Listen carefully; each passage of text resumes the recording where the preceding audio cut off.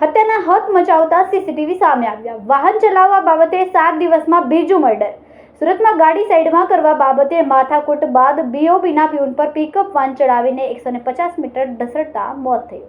વાહન ચલાવવા મુદ્દે અમદાવાદના બોપલવાડ સુરતમાં હત્યા કરવામાં આવી। સુરતના કતારગામમાં જાહેર રસ્તા પર હત્યાના હચમચાવી નાખતા સીસીટીવી સામે આવ્યા છે।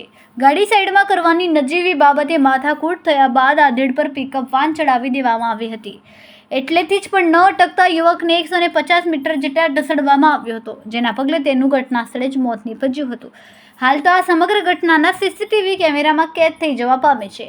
આ પહેલા અમદાવાદના બોપલમાં 10 નવેમ્બરના રોજ કાર ધીમી ચલાવવાની ટકોર કરવા બાબતે બોલાચાલી થતા MICA કોલેજના વિદ્યાર્થી પ્રિયાંશુ જૈનની હત્યા કરવામાં આવી હતી। આ વિદ્યાર્થીની હત્યા પોલીસ કોન્સ્ટેબલ વિરેન્દ્રસિંહ પઢેરિયા દ્વારા કરવામાં આવી હતી, જેને પોલીસે પંજાબથી ઝડપી લીધો હતો। આમ 7 દિવસમાં વાહન ચલાવવા મુદ્દે 2 હત્યા થઈ છે।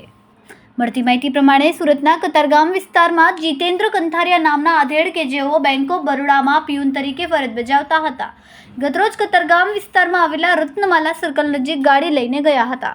દરમિયાન મયુર મેર નામના યુવક સાથે તેની ગાડી સાઈડમાં કરવા બાબતે ઝઘડો થયો હતો। પહેલા બોલાચાલી સાથે થયેલ ઝઘડો ઉગ્ર બની ગયો હતો। મયુર મેર એટલો ઉશ્કેરાઈ ગયો હતો કે તેણે જીતેન્દ્રને મોતને ઘાટ ઉતારી દીધા હતા। ઉશ્કેરાઈ ગયેલા મયુરે જીતેન્દ્ર પર પિકઅપ વાન ચડાવી દીધી હતી, જેના કારણે જીતેન્દ્ર કંથારિયા પિકઅપ વાનના આગળના ટાયરને નીચે આવી ગયો હતો। ત્યારબાદ મયુરે પિકઅપ વાનને ફૂલ સ્પીડમાં દોડાવી હતી, તેના કારણે જીતેન્દ્ર પિકઅપની આગળના ટાયરની નીચે 150 મીટર જેટલો ધસડાયો હતો। ઘટનાના પગલે મોટી સંખ્યામાં લોકો દોડી આવ્યા હતા અને પિકઅપ વાનનો પણ પીછો કરીને જીતેન્દ્રને બચાવવાનો પ્રયાસ કરી રહ્યા હતા। પિકઅપ વાનની નીચે ઢસડતા આધેડને જોઈને લોકો મોટી સંખ્યામાં એકઠા થયા હતા, જેના પગલે કેટલાક લોકો તો પિકઅપ વાનને અટકાવવા માટે આડા ઊભા રહી ગયા હતા।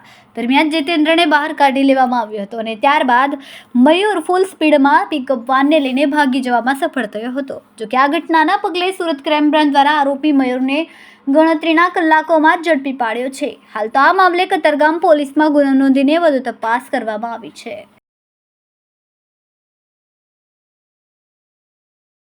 અમારા વિડિયોની નવી અપડેટ મેળવવા માટે સબસ્ક્રાઇબ કરો માનવ પ્રભા ન્યૂઝ ચેનલને, બેલ આઇકન ક્લિક કરો લેટેસ્ટ વિડિયો સૌથી પહેલા મેળવવા માટે।